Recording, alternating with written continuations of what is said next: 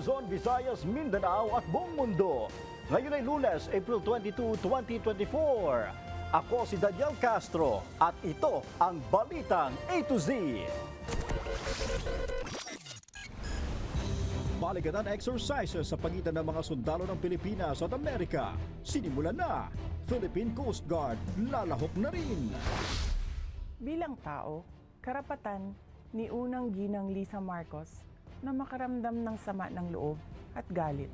Bawal ang personal feelings. Vice President Sara Duterte sumagot na sa bad shot na patutsada ni First Lady Liza Marcos. 19 na mga sasakyan sa parking area sa NAIA Terminal 3 nasunog. 2 pang atletang Pinoy pasok na sa Paris Olympics. At sa ating balitang showbiz, sizzling summer, Miss Universe Philippines 2024 candidates nagpasiklaban sa kanilang mga swimsuit. Magandang gabi, pambungad sa ating newscast. Formal na nagsimula ngayong araw ang 20 araw na balikatan exercises na nilalahukan ng libu-libong sundalo mula sa Armed Forces of the Philippines at US military. Kasali na rin sa balikatan exercises sa kauna-unahang pagkakataon ang Philippine Coast Guard na inaasahang magbibigay ng seguridad sa karagatan.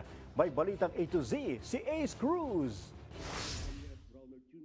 That Balikatan Exercise 39-24 be often effective this day. Sa kabila ng patuloy na pagiging agresibo ng China sa West Philippine Sea, formal lang sinimulan ngayong araw ang taunang drill na balikatan exercise na sinasagawa bilang paghahanda at pagpapalakas ng puwersa sa halos 3 linggong gagawing joint military drills. Sumisimbolo man ito sa matibay na pagkakaisa ng Pilipinas at Estados Unidos. An occasion to learn from one another, forge enduring friendships, strengthen our teamwork, and enhance our skills for the betterment of our nations and our people. Aabot sa 16,000 mga sundalong Pinoy at Amerikano ang lalahok sa balikatan drills na isasagawa, partikular na sa Palawan, Zambales at Lawag.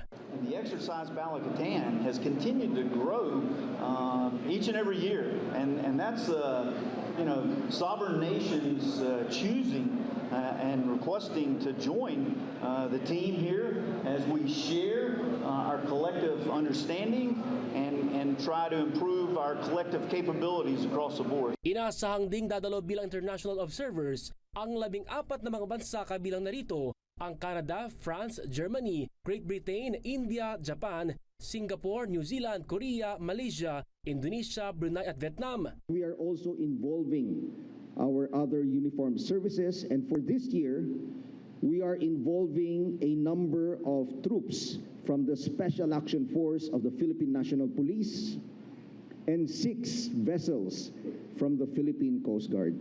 Kasama rin sa magiging papel ng Philippine Coast Guard ang pagbabantay sa seguridad sa karagatan sa buong panahon ng pagsasanay. Ito ang kauna-unahang pagkakataon na makakasama ang PCG sa balikatan exercise. We'll provide security, perimeter security for the exercise para kung may mga lalapit at mayroong mga magtatangkang unauthorized vessels na lumapit will be the one who will be acting as security. We allotted 6 vessels from the Philippine Coast Guard. These are all Japanese-made vessels. Yung 2 97 meters tsaka yung 4 na 44-meter vessels na magiging platform and security para dun po sa balikatan. Mas malakas din ang inaasang magiging pwersa dahil magdideploy din ang Australian Defence Force ng karagdagang mga tauhan. The exercise is well-founded on the interoperability, cooperation, and collaboration between the U.S. and Philippine Armed Forces, particularly so that we can better serve our people and protect our territory and sovereignty in the process. Hindi naman inaalis ang gulo na posible pa rin na magkaroon ng Chinese Maritime Militia sa paggaganapan ng pagsasanay sa South China Sea. I would say that we would expect some presence of the Chinese side also because they have built their structures in these areas. Matindi ang operasyon ng naturang exercise dahil maliban sa dagat, magsasagawa rin ng pagsasanay sa himpapawid, sa kalupaan, sa kalawakan at maging sa cyber digital. 3 magiging pangunahing component ng exercise, ang command and control exercise, field training exercise at maging ang humanitarian civic assistance. Sa pamamagitan umano nitong pagkisanay, inaasahan na mas matitiyak ang kasanayan ng kasundaluhan sa makabago at mas matalinong estratehiya para maprotektahan ang teritoryo at soberanya ng bansa. Para sa Balitang A to Z, Ace Cruz. Nasunog ang halos 19 na sasakyan sa pay parking area malapit sa NAIA Terminal 3 sa Pasay City. Ayon sa Pasay City Bureau of Fire Protection, grass fire ang posibleng pinagmulan ng sunog. Kaagad namang rumisponde sa sunog ang MIA Rescue and Firefighting Division kaya hindi lumaki ang sunog sa paliparan. Idineklarang fire out na ito bandang 1:57 ng hapon. Patuloy pa rin ang sinasagawang investigasyon hinggil sa nangyaring sunog. Walang lugar para sa personal feelings. Iyan ang sagot ni Vice President Sara Duterte sa pahayag ni First Lady Liza Marcos na bad shot na sa kanya ang bise.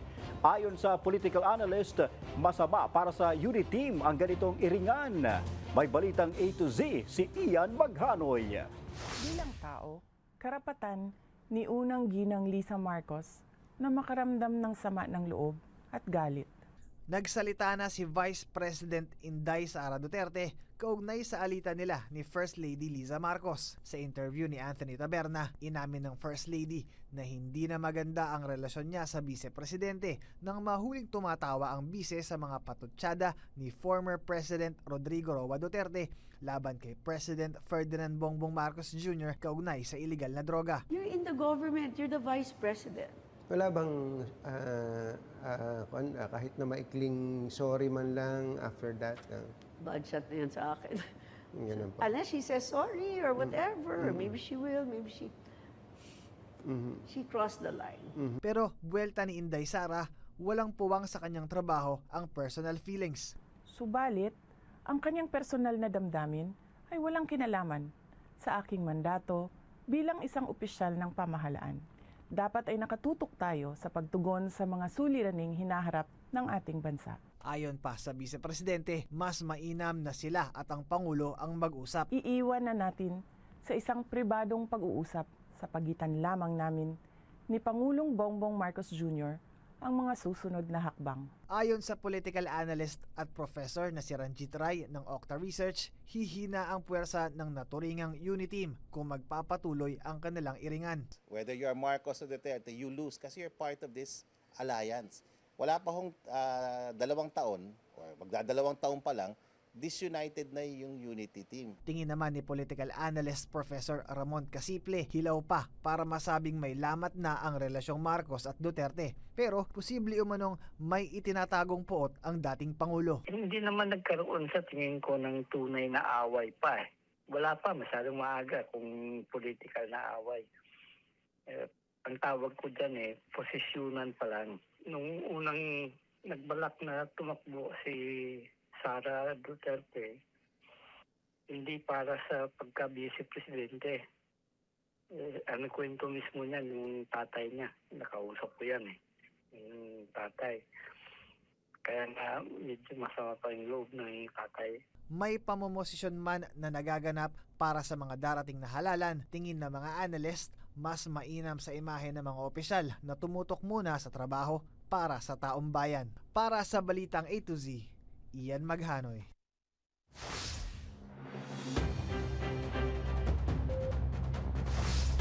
Higit 1 linggo bago sumapit ang araw ng mga manggagawa, hinihimok ni Alliance of Concerned Teachers Party List Representative Franz Castro ang kapwa niya mga mababatas na talakayin na ang panukalang dagdag sahod para sa mga manggagawa na nasa pribadong sektor.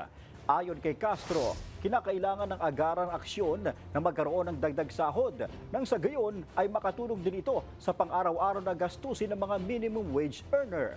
Pansamantala pa rin kasi nakabinbin ngayon sa Kongreso ang panukalang dagdag sahod na 150 hanggang 750 pesos. Matatandaan noong Pebrero na ipasa sa Senado ang isang dagdag o 100 pisong dagdag sahod. Tayo ay talagang nalulungkot dahil darating na ang May 1, yung clamor ng ating mga kababayan, especially yung mga workers and even the public sector ay nagka-clamor for salary increase. pero hindi yata ito yung priority ng Marcos administration. Inihihirit ngayon ng Agriculture Department ang pagkakaroon ng buffer stock ng bigas at iba pang agriculture products bilang solusyon sa patuloy na pagtaas sa presyo ng mga ito sa pamilihan sa buong bansa. Samantala, nakikita naman ng DTI na makatutulong ito sa paglaban kontra hoarding at price manipulation. May balitang A to Z, si Ace Cruz. Puwersado si Tatay Ruel at taasan ang presyo ng kada takal ng kanin ng order sa kanyang karinderya. Mula sa dating 10 pesos, ngayon nasa 12 pesos na ito. No choice kasi siya dahil wala umano kasi siyang kontrol sa patuloy na pagsipa ng presyo ng bigas sa pamilyahan sa bansa. Baka ayaw ka ng tao. Bawasan ng stakal. Mataas ang bilihin ngayon. Saka mataas yung bigas. Iyan ang isa sa mga isyong tinalakay sa saragawang pagpupulong ngayong hapon ng National Price Coordinating Council na pinamumunuan ng Department of Trade and Industry. Kabilang ang ibang miyembro nito gaya ng Department of Agriculture. Napag-usapan ang planong pagkakaroon ng 10 araw na buffer stock ng bigas at ilang pang agri-products para matiyak ang sapat na supply sa bansa at mapigilan ang pagsirit pa ng presyo nito sa mga pamilihan. Sa pamamagitan kasi ng buffer stock, direktang may bebenta ng DA ang mga supply sa mga pamilihan sa bansa. Habang nakikita naman ng DTI na pangontra ito sa posibleng issue ng hoarding ng mga supply. Magiging deterrent din po siya sa mga hoarders at saka those who are engaged in illegal price manipulation. Kasi ang lumalabas, pag merong stock tayo, may buffer stock tayo, syempre parang isipin nila na parang the government can intervene anytime and it will be a deterrent for illegal price manipulation. Tung Price Act natin, 1990s pa to pinalabas. This is the very first time na may invoke natin tung provision on buffer stocking. Iba din siya sa powers ng NFA on the creation of buffer stocking kasi itong sinasabi nating provision will be for the sale of these agricultural and fisheries products. Sa naunang datos ng PSA, isang presyo ng bigas na naging dahilan ng pagsipa ng inflation ng ating bansa noong nakarang buwan, kahit marapat lang nagawa ng paraan nito ng DA. Pero wala pang tiyak na pag-alagakan ng mga ito at kung saan lugar ito sa bansa. In terms of the warehousing facility or cold storage facility, dahil nga kulang or probably walang paglalagyan nito, yan ang makikipagtulungan sa private sector para magkaroon ng infrastructure. Wala pa rin itong implementing rules and regulations at wala pa rin daw itong pondo. Basta ang sinabi lang po nila, they will need additional funding for this. So as to the source, hindi po na-disclose. Sa rin naman ng basic at prime commodities, patuloy pang binabalangkas sa mga manufacturers sa magkano at kung ilang produkto ang kanilang hihirita ng dagdag presyo. Currently, nag-aantay tayo from 11 manufacturers to let us know kapag effective na sa storefront. Gayunpaman, bagamat wala pang pinasa dagdag presyo ng mga pangunahing bilihin gaya ng kape at mga dilata, nagtaas naman na ang ilan. Medyo i-adjust mo na. Dati namimili ako mga 10,000. Ngayon, kanina 8,000 na lang. So kulang ka na rin? Oo, siyempre nababawasan talaga. Nilinaw naman ng DTI na pag-aralan nito ang anumang paggalaw sa presyo ng mga produkto. Para sa Balitang A to Z, Ace Cruz. Para sa ating mga ka-A to Z na motorista, kapit na po dahil may dagdag bawas na naman sa produktong petrolyo simula bukas araw ng Martes. Sa inilabas na bagong itatakdang presyo ng mga kumpanya ng langis, abot sa 55 centavos ang taas presyo sa kada litro ng gasolina. Habang abot naman sa piso at 10 sentimos ang bawas sa kada litro ng kerosene. May tapyas din sa diesel, aabot sa halos 95 centavos kada litro. Ayon sa Department of Energy, bunso dito ng paghina ng demand sa produktong petrolyo ng bansang China at Estados Unidos at patuloy na paglala ng tensyon sa Middle East. Abiso sa mga motorista, maghanap na ng alternatibong ruta dahil simula Mayo 1 ay isasara sa mga private motorist ang southbound ng EDSA Kamuning Flyover. Ito ay para sa isasagawang retrofitting activities ng DPWH. Aabot ito ng hanggang October 25. Critical kasi ang naturang flyover ayon sa Japan International Cooperation Agency, oras na tumama sa bansa ang The Big One na lindol. Samantala, tanging bus lamang ang papayagang makaraan sa bus carousel sa kasagsagan ng closure. Inaasahan namang maglalabas ang MMDA at Local Traffic Unit ng Quezon City LGU ng listahan ng mga alternatibong ruta para sa mga maapektuhang motorista. Kailangan planuhin nila yung biyahe nila na iwasan ito dahil talaga mag-iimbudo. Dahil imagine mo ilang lanes yan magma-merge sa side road na sa service road na 2 lanes lang na may kumakanan pa dyan. Inilunsad ng Department of Environment and Natural Resources ang Earth Day Everyday Project ngayong araw, April 22. Kasabay ito ng selebrasyon ng Earth Day ngayong araw ng Lunes. Layunin nitong hikayatin ang mga kabataan na paigtingin pa ang kampanya sa paglaban sa plastic pollution. Target din ng proyekto na hikayatin ang publiko na mag-reuse at mag-recycle sa paggamit ng plastic para mapababa ang greenhouse gas emission sa mundo. Nagkaroon naman ng plastic collection competition na nilahukan ng maraming eskwelahan sa buong bansa. Susunod, mga Chinese students na dumarami ang bilang sa bansa dapat umunong imbestigahan kung may masamang motibo ang mga ito. At bilang ng mga Pinoy na lalahok sa 2024 Paris Olympics, nadagdagan pa. Abangan ang kumpletong ulat sa pagbabalik ng Balitang A to Z.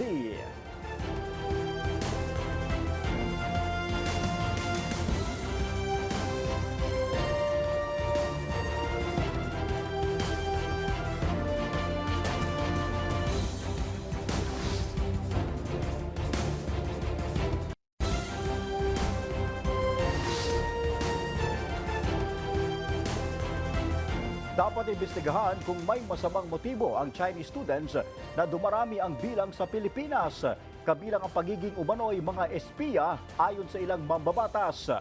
Sa gitna nito, nagbabala naman ang China ukol sa lumalaganap umanong foreign spy sa loob ng kanilang bansa. Ang Balitang A to Z, hatid ni Ian Maghanoy. Kaduda-duda umano kung kailan mainit ang sigalot sa West Philippine Sea. Ngayon, dumarami ang bilang ng Chinese students sa ilang kolehiyong malapit sa military training bases ng Pilipinas. Kaya ayon kay Congressman Ace Barbers, dapat itong silipin. I'm not saying the Chinese is the enemy here. There are Chinese tourists that we welcome. There are Chinese businessmen that we welcome as well. But those that are Chinese tourists, Chinese who come here with questionable motives, then siguro dapat tingnan natin mabuti yan. Para kay Senator Francis Tolentino, dapat lang na magkaroon ng investigasyon. That they've been trying to project Tuguegarao as a center of learning and education. So let's have an investigation. Would you have 11,000 spies? Come to think of it, were they vetted before by the CHED and the Bureau of Internal Immigration and Deportation? Kung talagang mali yung naging proseso, i-deport na lang natin. Sa gitna nito, ang China may sarili ring issue. Naglipa na umano ang foreign spies sa kanilang bansa. Naglabas ng video ang Chinese Ministry of State Security sa kanilang mga mamamayan na isumbong kung may mga kahina-hinalang tao sa kanilang paligid. Sa video, nagkukubli umano ang foreign spies sa iba't ibang trabaho pero nangangalap pala ng impormasyon sa gobyerno. Pero ayon sa isang policy expert na na-interview ng CNN, maaaring makaapekto ito sa mga lehitimong foreign businesses na nag-ooperate sa China. Para sa Balitang A to Z, Ian Maghanoy. Hinihimok ni Senator Riza Hontiveros ang Philippine National Police na bawiin na ang lisensya ng mga baril ni Kingdom of Jesus Christ Pastor Apollo Kibuloy. Ayon kay Hontiveros, dapat katulong umano ng Senado ang PNP sa pagpapanagot at pagsugpo ng mga krimen. Sinabi rin ng mababatas na batay sa nakasaad sa Implementing Rules and Regulations ng o IRR ng PNP, kailangang bawiin ang lisensya ng baril ng isang individual kung siya ay nahaharap sa kasong kriminal. Samantala, pinag-aaralan na ng PNP ang pagkansela sa lisensya ng mga baril na pag-aari ni Kibuloy. Unang kinumpirma ng pambansang pulisya na nagmamay-ari ng 19 na baril si Kibuloy.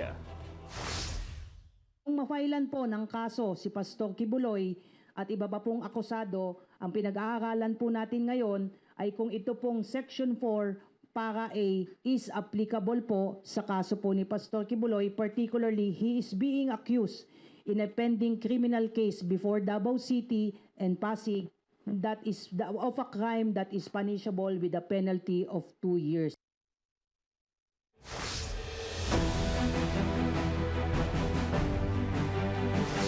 Inaasahan na ni Pangulong Ferdinand Marcos Jr.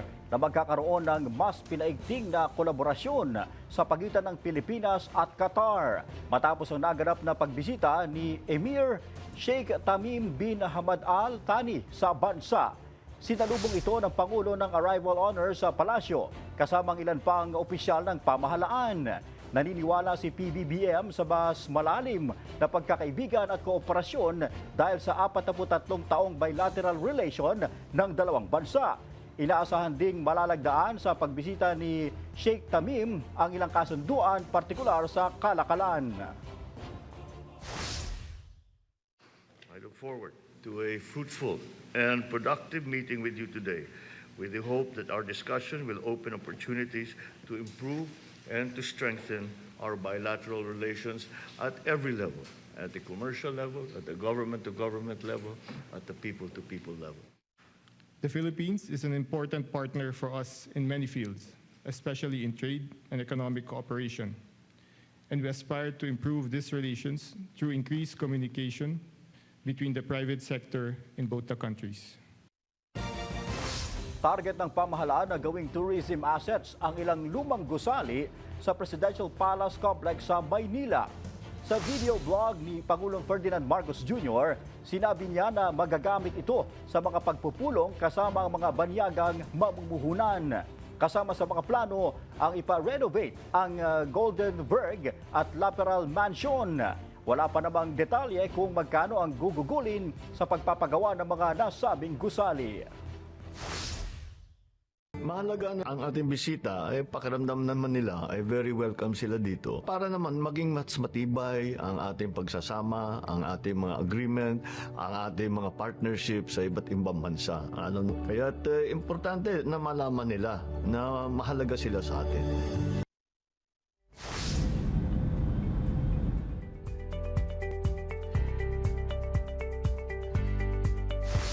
Balita sa ibayong dagat, nagbitiw na sa pwesto ang hepe ng military intelligence ng Israel.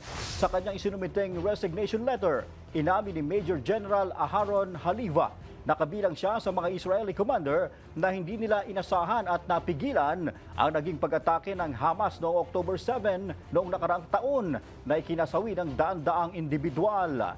Malakian niya ang naging epekto nito sa reputasyon ng puwersang militar ng Israel. Ilan pang mga opisyal ng Israel ang umako ng kabiguan sa paghawak sa sitwasyon. Muling nadagdagan ng mga Pinoy na atleta na nakasungkit ng tiket papasok ng Paris Olympics. Pasok na sina gymnast Jung Ruvivar, makaraang manaig sa uneven bars sa FIG Artistics Gymnastics World Cup, maging ang rower na si Giovanni Delgapo sa ibang kategori. Dahil dito mayroon ng 11 atletang kakatawan sa bansa sa paparating na Paris Olympics. Samantala, dagdag medalya naman para sa Pinoy gymnastic na si Carlos Yulo matapos na masungkit ang gold medal sa 16th Artistic Gymnastic World Cup sa Doha, Qatar. Naitala rin ni Yulo ang highest score na 15.20 points sa men's parallel bars category na naging sapat para pataubin ang Chinese Taipei at Brazil. Bago nito, nagwagi ng silver medal si Yulo matapos pumangalawa sa men's vault. Sa aming pagbabalik, P-pop group na BINI patuloy ang pamamayagpag. At mga kandidata ng Miss Universe Philippines nagpasiklaban sa swimsuit challenge sa Boracay. Manatiling nakatuto, kayo po ay nanonood ng Balitang A to Z.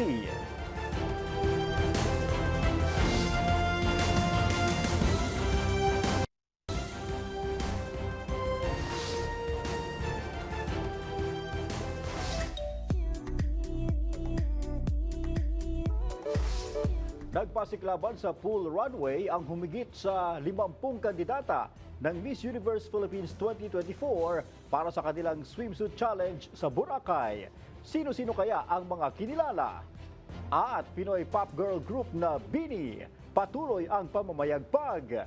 Ang detalye sa balitang A to Z, Showbiz ni Rod Garabot. Walang papakabog dahil ang lahat pasabog. All out ang beauty at sexy body ng 50 kandidata ng Miss Universe Philippines 2024 na sumabak sa swimsuit challenge sa Boracay nitong weekend. Tila mas mainit pa sa nararanasang heat index ang patalbugan sa pasarela ng mga kandidata. Standout sa rampahan sina Mandaue maging ang Zambales, Southern California, Palawan, San Pablo at Bacoor. Halatang hasang-hasa naman sa rampahan sina Miss Cainta, ang model-like pasarela na si Miss Taguig, ang pakabog ni Miss Iloilo na si Alexi May Brooks, ang comeback ni Miss Bacoor at maging ang biyasana sa pageant na si Atiza Manalo ng Quezon Province. 8 kandidata ang tinaguriang Aqua Boracay Angels na lumutang sa swimsuit competition.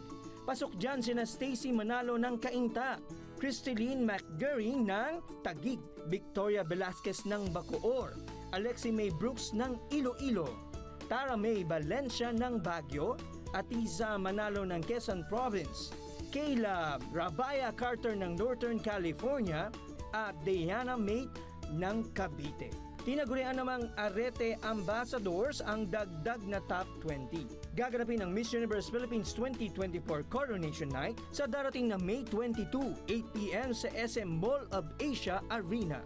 Sino naman kaya ang tunay na magwawagi sa MUPH na magre-representa ng Pilipinas sa Miss Universe 2024 sa Mexico sa Setyembre? Samantala, umaariba sa pamamayagpag ang Pinoy pop girl group na BINI.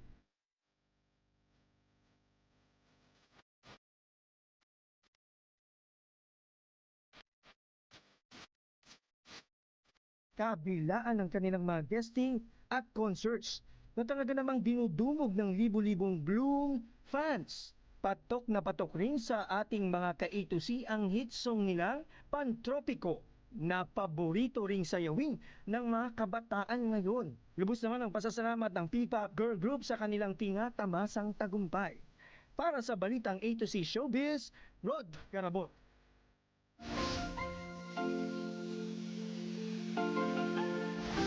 Nakapag-summer vacation ka na ba o work pa rin?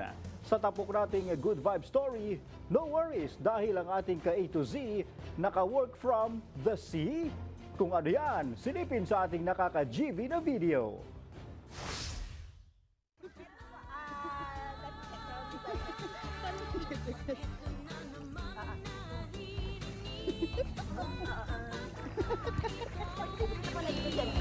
Let's check on that. Let's check out. Yes, pa. Okay. Pwede awardan. Okay, sure. Okay. Okay, bye-bye.